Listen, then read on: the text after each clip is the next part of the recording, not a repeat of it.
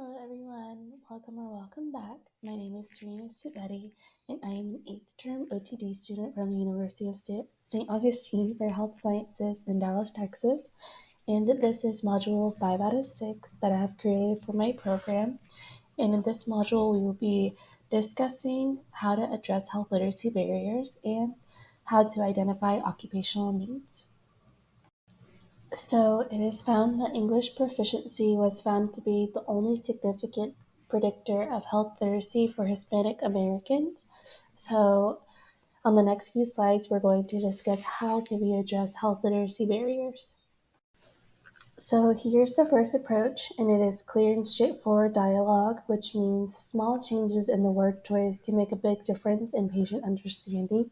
So it is encouraged that we utilize alternative layman phrasing in place of traditional medical and insurance references that may be difficult to comprehend. This can also help demystify diagnosis and reinforce the importance of self-management efforts. And the second approach is tone and style of communication. So, slowing down the pace of conversations, providing time for questions.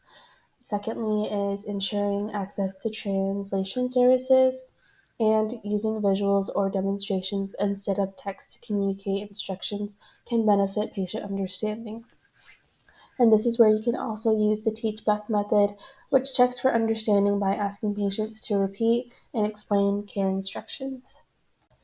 The third approach is to create a shame-free environment. So you want to avoid asking, do you understand?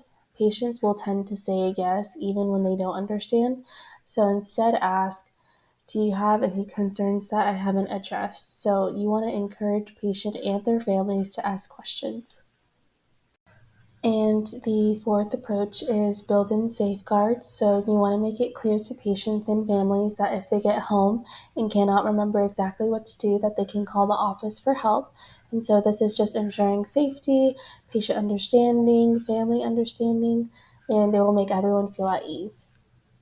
And this is the last and final approach, and this is the use of professional translators. So you want to provide a brief summary of what will be covered during the visit to the interpreter.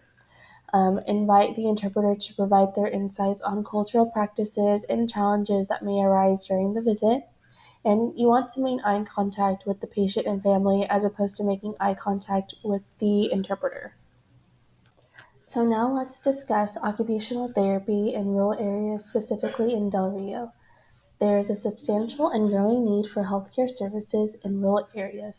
Additionally, individuals living in a rural area have difficulty accessing services due to shortages in practitioners, and also this may be due to the long travel times to healthcare facilities or a shortage of qualified occupational therapists in the area. It is also important to identify occupational needs in the city in Del Rio, Texas, as there are only 4 occupational therapists in the entire city. However, upon research, it is unknown if these therapists are still residents of Del Rio, as oftentimes they are military spouses. So, how can physical therapists identify occupational needs? This can be done through a comprehensive evaluation process that assesses physical and cognitive abilities, functional limitations, and demands of their job or daily activities. Additionally, this can also be done by interviewing the patient, so asking about their past medical history, their current functional limitations, their occupational responsibilities, and what their daily routine looks like. Second is functional assessment. So check the patient's mobility, strength, flexibility, balance, and coordination to determine which task may be challenging. The third one is observation. So observe the patient performing different tasks to identify challenges and design an effective treatment plan. The fourth is job demands. So review job descriptions, tasks, and duties and assess the patient's ability to perform them. So through evaluation, PTs can identify specific areas of weakness, predict what physical demands at work might be challenging for the patient, develop an individualized treatment plan, and work towards functional goals that align with the patient's specific occupational needs.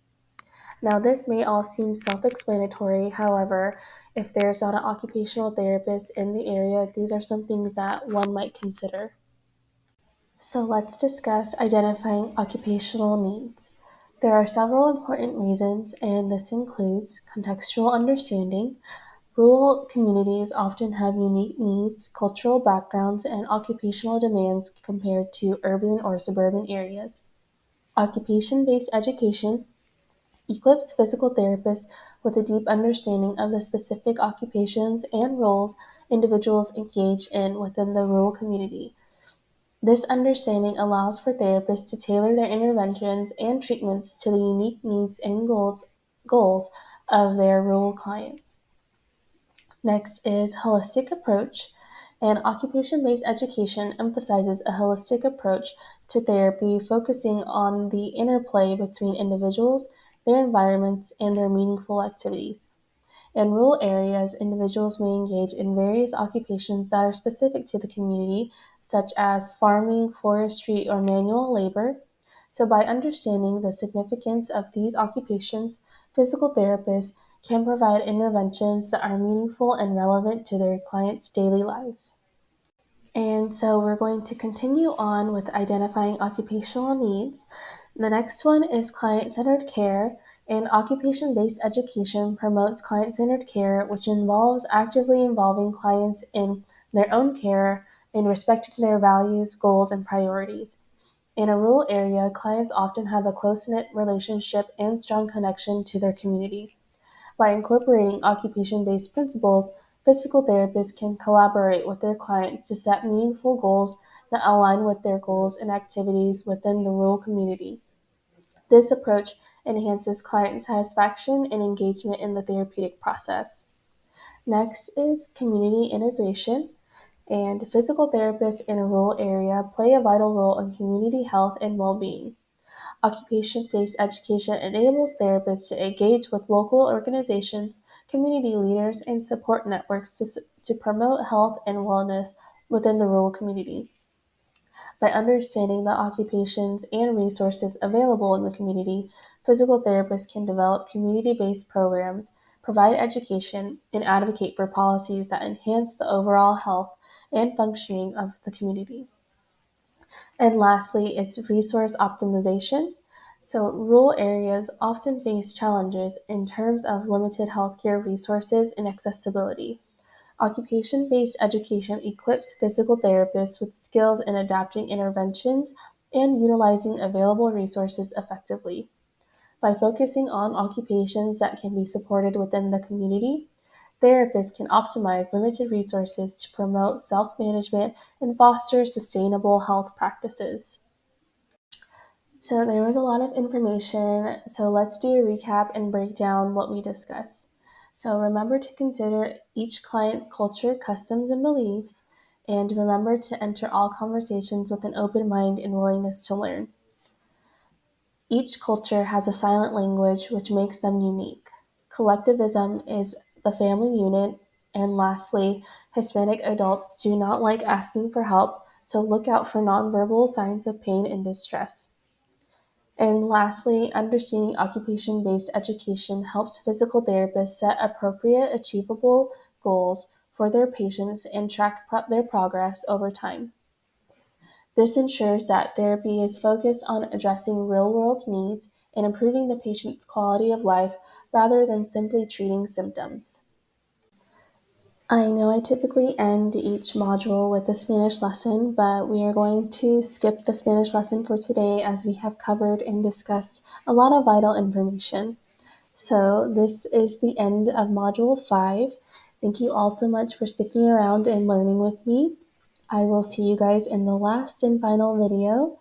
So until next time, bye-bye.